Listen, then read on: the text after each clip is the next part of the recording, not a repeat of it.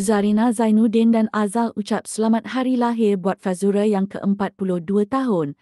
Azal ucap, semoga panjang umur dan dimurahkan rezeki. Happy birthday to you.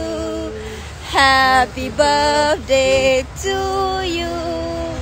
Happy birthday to Fazura, Fazi.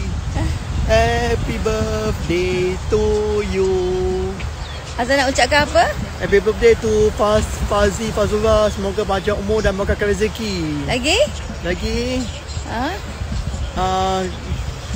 Jangan lupa jumpa kat mana. Cuba datang ke mana dekat negeri Singapura dan Brunei. Tak, jangan lupa jaga diri. Jangan lupa jaga diri. Jaga Siapa? Fatimah Aisyah. Lagi?